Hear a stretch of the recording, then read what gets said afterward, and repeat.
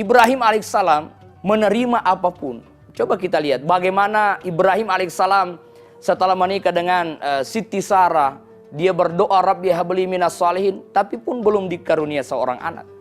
Sampai kemudian dia menikah dengan Siti Hajar di umurnya 86 tahun. Baru kemudian Allah berikan anak. Nah, setelah lahirnya anaknya, kemudian setelah beberapa tahun kemudian Siti Sarah pun melahirkan. Lalu kemudian diberilah nama anaknya Ishak. Di usia Ibrahim alaihissalam 99 tahun. Lama penantian. Tapi selalu mendahulukan perintah Allah. Dan apapun yang menjadi tanggungan Allah, dia terima dengan baik. Dia tidak pernah risau dengan apa yang menjadi urusan Allah subhanahu wa ta'ala.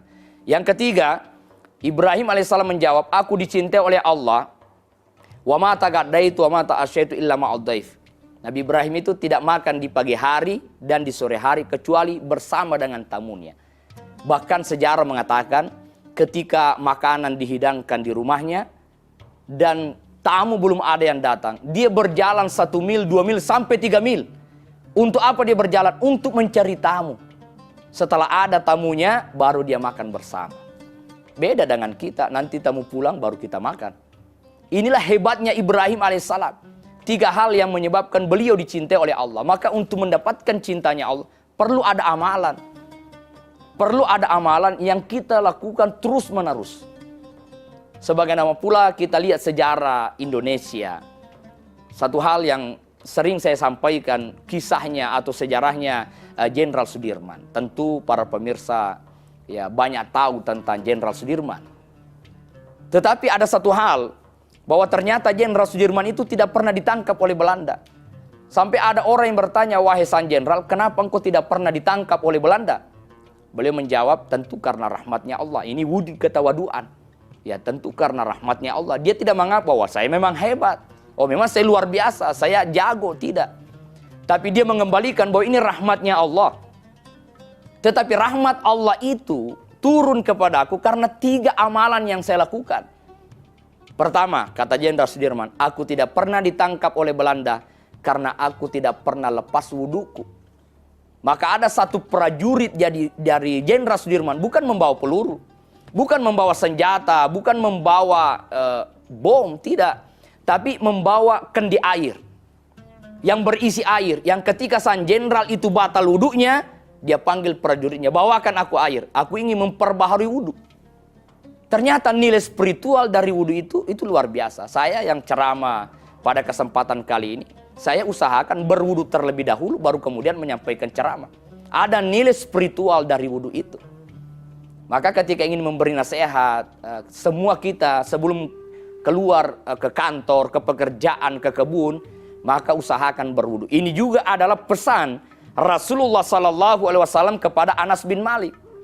Wahai Anas, janganlah kau tidur sebelum engkau berwudu. Ketika kau meninggal dalam tidurmu, kau mati syahid. Wahai Anas, jika engkau bisa lakukan, hendaklah engkau berwudu ketika hendak keluar rumahmu. Ketika di tengah jalan kau meninggal, kau mati syahid. Begitu pentingnya wudu. Itu pertama, dia tidak pernah lepas wudunya, seorang jenderal yang menjaga wudunya. Maka kalau corona yang melanda kita, lalu kemudian ada cuci tangan, di mana-mana disiapkan alatnya, di kantor-kantor, di pasar-pasar dan sebagainya. Jauh-jauh hari Islam mengajarkan ada namanya wudhu, bagaimana membersihkan diri. Yang kedua, beliau menjawab, saya tidak pernah ditangkap oleh Belanda karena saya tidak pernah telat sholat. Bayangkan seorang jenderal yang berada di medan perang, berada di tengah hutan untuk mempertahankan negara kesatuan Republik Indonesia ini, ternyata sang jenderal ini tidak pernah telat melakukan sholat. Maka ada sebuah prinsip, jangan katakan kepada sholatmu bahwa saya sedang sibuk, tapi katakanlah kepada kesibukanmu bahwa waktu sholat telah tiba. Begitulah para sahabat menjaga sholatnya, sampai-sampai kalau sahabat Rasulullah bukan hanya menjaga waktu sholatnya, bukan hanya menjaga ikut takbir pertama bersama dengan imam, sampai safnya pun dia usahakan di saf yang pertama. Karena dia yakin innallaha wa malaikatahu yusholluna ala safil awal. Sesungguhnya Allah dan para malaikat itu bersalawat kepada mereka yang sholat di saf yang pertama. Misalnya ada seorang sahabat, dia terlambat ke masjid. Akhirnya dia berada di posisi yang kedua. Karena di saf yang pertama sudah penuh. Sebelum sholat dia mencolek sahabat di depannya. Wahai sahabatku, bisakah kau berada di belakang, mundur, saya maju ke depan. Selesai sholat, ambil kebunku yang luas itu. Apa kata sahabat di saf yang pertama? Aku tidak mau. Karena Allah jauh lebih kemuliaannya di saf yang pertama ini ketimbang kebunmu yang begitu luas. Begitu mereka menjaga sholatnya, bukan hanya sholat berjamaah, sampai pada saf yang pertama mereka jaga. Para pemirsa TV One yang dirahmati oleh Allah Subhanahu wa Ta'ala, ini yang kedua, bahwa beliau diselamatkan oleh Allah karena tidak pernah telat melakukan sholat. Maka jagalah sholat. Bahkan kalau di dalam kajian tasawuf dikatakan seperti ini. Kalau ingin mendapatkan kehusyuan di dalam sholat, mestinya antara wudhu dengan sholat itu tidak ada perkataan tentang dunia. Nah kita ini mulai dari wudhu sampai sholat, banyak sekali persoalan yang kita perbincangkan. Ya, bahkan ulama mengatakan begini, ketika sholat duhur, dalam keadaan wudhunya masih baik dan tidak batal, sampai masuknya waktu asar, itu kan boleh melakukan sholat asar tanpa berwudu kembali. Kenapa? Karena wudhunya dari sholat duhur itu belum batal.